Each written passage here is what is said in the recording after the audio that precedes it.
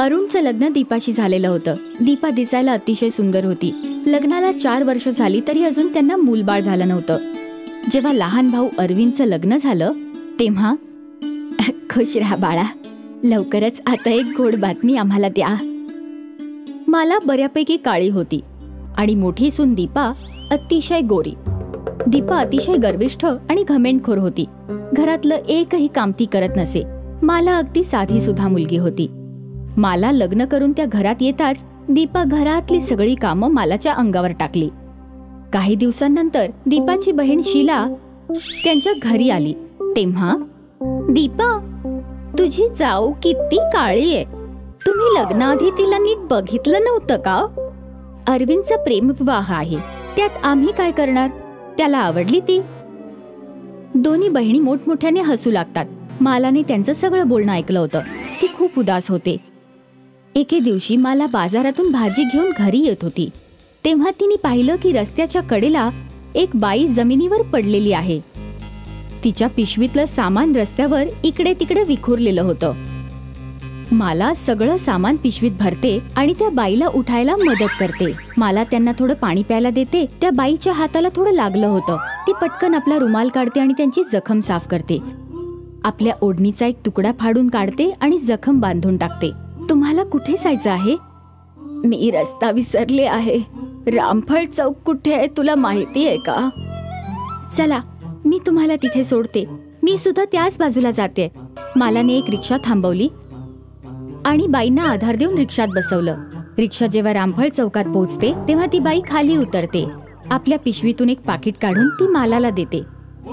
बाळा, हे एक जादूचं क्रीम आहे, तुझ्या खूप उपयोगी पडेल. आभारी आहे काकू. माला ते क्रीम घेते आणि ती बाई तिथून निघून जाते. घरी येऊन माला ती क्रीमची डबी उघडते आणि क्रीम आपल्या चेहऱ्यावर लावते. दुसऱ्या दिवशी जेव्हा मालाला जाग येते तेव्हा ती स्वतःचा चेहरा आरशात पाहते तेव्हा ती आश्चर्यचकित होते. अहो, हे बघितलं का? मी सुद्धा दीपा बहिणीसारखी गोरी पण झाले. अरविंदने पाहिलं आणि तो आश्चर्यचकित होऊन मालाकडे नुसता पाहतच राहिला. पण हे घडलं तरी कसं? मालाने अरविंदला सगळी हकीकत सांगितली. माला रोज रात्री झोपताना ते क्रीम लावत असे. तिच्या लग्नाला आता जवळजवळ 1 वर्ष पूर्ण झालेलं असतं. आता तर तिचं जगच बदलून जाणार होतं. ती आई होणार होती. घरातल्या लोकांना जेव्हा ही बातमी समजते तेव्हा सगळे खूप खुश होतात. हे सगळं बघून दीपाचा जळफळाट होत असतो. एक दिवस दीपाची बहीण शीला पुन्हा एकदा घरी येते आणि दीपाला म्हणते, दीपा, हिने प्लास्टिक सर्जरी केलीये का? अगं नाही, इतकी गोरी कशी काय झाली खरंच कळत नाही. आणि आता तर बाळ सुद्धा होणार आहे. घरात सगळे इतके तिचे लाड चाललेत जणू मी त्यांची कोणीच नाहीये. मालाचा हरवलेला आत्मविश्वास तिला परत मिळाला होता. दीपाला या गोष्टीचा खूप राग येत असे. एक दिवस दीपा मालाला क्रीम लावताना पाहते. एके दिवशी माला जेव्हा काही कामानिमित्त बाहेर गेलेली असते तेव्हा दीपा मालाच्या खोलीत जाते आणि तिची क्रीमची डबी उचलून आपल्या खोलीत घेऊन येते. तशीच दिसणारी दुसरी डबी ती मालाच्या टेबलवर ठेवून देते. दीपा रात्री झोपायला जाते आणि ते क्रीम स्वतःच्या चेहऱ्यावर लावते. सकाळी उठून पाहते तर तिच्या संपूर्ण चेहऱ्यावर लाल लाल फोड आलेले असतात. ती रडत रडत आपल्या सासूकडे जाते. अगं, हे काय झालं? दीपा त्यांना सगळी हकीकत सांगते. दीपा, एखादीवर जळण्याची सुद्धा काही हद्द असते. बिचारी माला पहिल्यांदाच थोडी आनंदी झाली होती, पण तुला तिचं सुख काही पाहावलं नाही. सासूबाई, जेव्हापासून तिने हे क्रीम लावायला सुरुवात केली आहे तेव्हापासून सगळे तिचंच कौतुक करतात. माझ्याकडे कुणी पाहतही नाही. माझा पण रंग गोरा आहे ना? माला मागे उभं राहून सगळं काही ऐकत होती. जेव्हापासून मी या घरात आले तेव्हापासून मी काळी असल्याचं दुःख सहन करते. तुम्ही माझ्या मोठ्या जाऊबाई आहात. माझी बाजू सांभाळून घेण्याऐवजी तुम्ही आणि तुमच्या बहिणींनी मिळून माझी चेष्टा केली. माझ्या काळ्या रंगावर टोमणे मारताना म्हणालात, काळ्याला काळं नाही म्हणायचं तर दुसरं काय करायचं? आणि हे समजून घ्या की जादूचं क्रीम तिच्यासाठी आहे जिला ते मिळालेलं आहे. माझं क्रीम मला परत द्या. दीपा गपचूप तिला तिचं क्रीम देऊन टाकते. दीपा तिने ठेवलेली क्रीमची डबी घेते आणि मालाची क्रीमची डबी तिला परत देऊन टाकते. दीपा रात्रंदिवस आपल्या खोलीतच बसून राहू लागली. डॉक्टरांना सुद्धा दाखवलं, पण तिच्या चेहऱ्याचा रंग दिवसेंदिवस काळा पडत चालला होता. एक दिवस दीपा रडत रडत मालाकडे येते. मला माफ कर. मला माझ्या वागण्याचा खूप पश्चाताप होतोय. जेव्हा सगळेजण तुझी खिल्ली उडवत होते तेव्हा तुझ्या मनाला किती वेदना झाल्या असतील याची मला आता पूर्ण कल्पना आली आहे. दीपाची अशी अवस्था पाहून मालाला सुद्धा खूप वाईट वाटतं. दीपाचं सांत्वन करण्याशिवाय ती करू तरी काय शकणार होती. दीपा आता पूर्णपणे बदलली होती. मालाच्या सोबतीने घरातली सगळी कामं ती आता करत होती आणि मालाची काळजी सुद्धा घेत होती. एक दिवशी माला बाजारातून भाजी घेऊन घरी येत होती. अचानक तीच बाई तिला पुन्हा दिसते. माला पटकन तिच्या जवळ जाते, तिच्या पाया पडते आणि म्हणते, मी तुमची खूप आभारी आहे. तुमच्यामुळे माझं सगळं आयुष्य बदलून गेलं. चला, आज मी तुम्हाला माझ्या घरी घेऊन जाणार. मी स्वतःच्या हाताने बनवून तुम्हाला जेवू घालणार आहे. तू खूप चांगली मुलगी आहेस मला, म्हणूनच त्या जादूच्या क्रीमने तुझी मदत केली. माझ्या थोरल्या जाऊ दीपाला तुम्ही पहिल्यासारखं करू शकता का? त्यांनी केलेल्या कृत्याची खूप मोठी शिक्षा मिळाली आहे. त्यांना खूप पश्चाताप होतोय आणि शक्य असेल तर त्यांना सुद्धा एक बाळ होईल असं करा. तेव्हा त्या बाईंनी आपल्या पिशवीतून एक क्रीमची डबी काढून तिला दिली. तू तिला सांग की जर तिने तिच्या वाईट सवयी सोडल्या नाहीत तर या क्रीमचा काहीही फायदा होणार नाही. आणि हो, तू 5 गरीब महिलांना अन्न दे. समज की ते मीच जेवले आहे. असं म्हणून ती बाई तिथून अंतर्धान पावली. माला घरी येते आणि दीपाला ते क्रीम देऊन म्हणते, वहिनी, तुम्हाला तुमचा स्वभाव बदलावा लागेल, तरच या क्रीमची जादू काम करेल. तुमचा चेहरा पूर्वीसारखा होऊ शकेल आणि तुम्हाला सुद्धा एक बाळ होईल. माला, मी स्वतःमध्ये सगळे बदल घडवून आणेन. फक्त एकदा माझा चेहरा पूर्वीसारखा होऊ दे आणि मला बाळ होऊ दे. थोड्याच दिवसात दोघी जावांना 2 छोटी छोटी गोंडस बाळं होतात आणि त्या दोघीही अतिशय गुण्यागोविंदाने राहू लागल्या. एक दिवशी, ऐकलंस का माला, तुझं क्रीम खरोखरच जादूचं आहे. चांगल्या लोकांसोबत नेहमी चांगलंच होतं. दोन्ही सुना हसत खेळत आपल्या बाळांना आजीच्या मांडीवर देऊन घरातली कामं करू लागतात. माहेरी काही दिवस थांबल्यानंतर मंजू आपल्या सासरी परत चालली होती. मुली, सांभाळून जा हा, आणि टांगेवाल्याला पैसे देऊ नकोस, तो तुझा काकाच लागतो. आणि हा, रस्त्यात तहान लागली तर पाणी विकत घेऊन नको पिऊस, कुणाकडूनही मागून पी. मंजू मध्ये आपल्या कंजूस आईचे सगळे गुण होते. सासरी पोचून सगळ्यात आधी ती आपले सगळे पैसे तिजोरीत बंद करून ठेवते. तेवढ्यात मंजूची मुलगी तिकडे येते आणि म्हणते, आई, आईस्क्रीम वाला आला आहे, मला आईस्क्रीम घेऊन दे. बाळा, नवीन आईस्क्रीम विकत घ्यायची गरज नाहीये. 4 दिवसांपूर्वी जे आईस्क्रीम तू जमिनीवर पाडलं होतंस ते मी उचलून फ्रीज मध्ये ठेवलेलं. आज तू तेच खा, मी आत्ता घेऊन येते. मंजू इतकी कंजूस असते की कांदा आणि बटाट्याची सालं सुद्धा बघत नसते. त्या सकटच ती भाजी बनवते. वहिनी, हे काय, भाजीत कांदा आणि बटाट्याची सालं पण घातली आहेस? माहितीये का तुला कांदा आणि बटाटा किती महाग झालेला आहे? ते कमवतात तर तुझे भाऊ, तू तर इथे बसून फक्त तोंड चालवतेस. मम्मी, मी आंघोळीला जाते. नको, काल तर तू आंघोळ केलीच होतीस, आज नको करूस. रोज रोज साबण आणि शॅम्पू वाया घालवायची काय गरज आहे?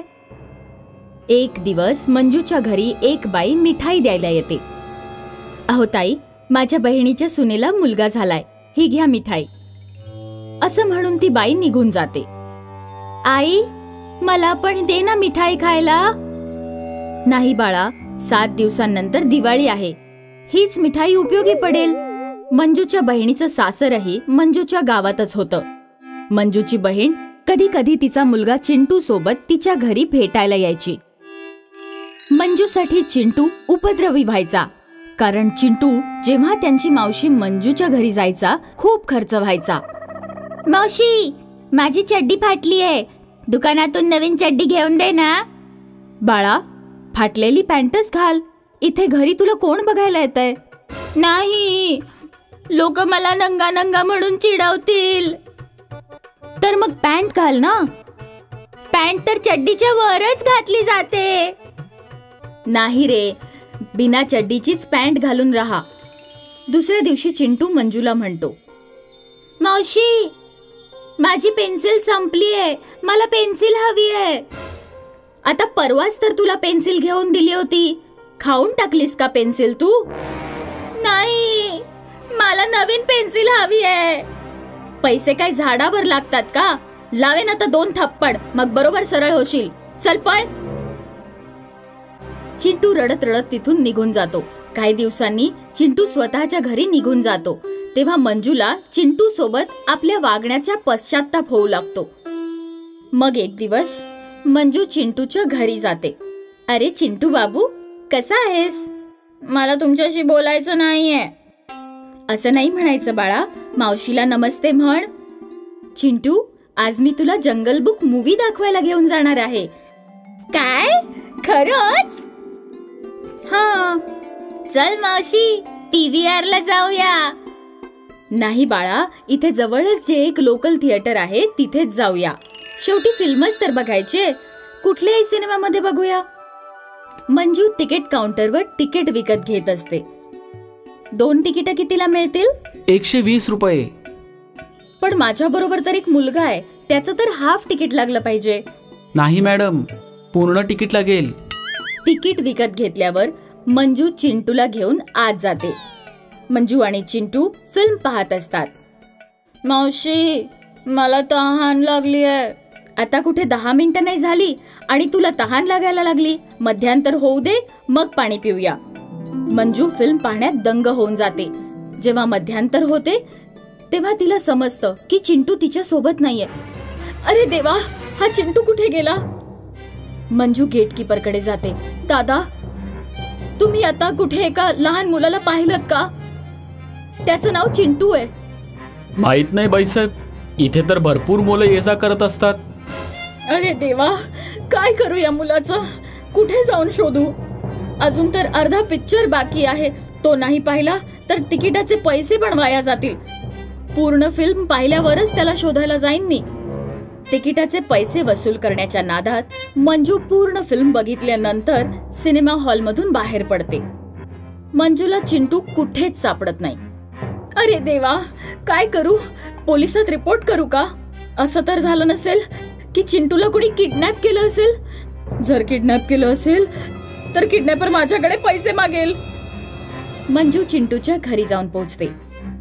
काय झालं ग ताई, इतकी उदास का दिसतेस? चिंटूने परत काही मस्ती केली की काय? नाही नाही, ते तर मी असंच. अगं, आज माझ्याकडून एक फार मोठी चूक झाली आहे. तो चिंटू. काय झालं चिंटूला? काही नाही मंजू, मला माफ कर ग. चिंटू माहित नाही कुठे हरवलाय.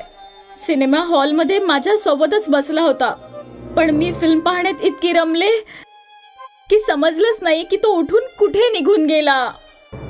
तेवढ्यात अचानकपणे चिंटू तिथे येतो. अरे चिंटू, तू कुठे निघून गेला होतास? मला मावशीने पाणी नाही प्यायला दिलं, म्हणून मी मूवी सोडून अर्ध्यातून निघून आलो. मग रस्त्यात मला माझे मित्र भेटले, मग मी त्यांच्यासोबत क्रिकेट मॅच बघायला गेलो. मला माफ कर ग ताई, इथून पुढे मी माझी कंजूसी सोडून देईन.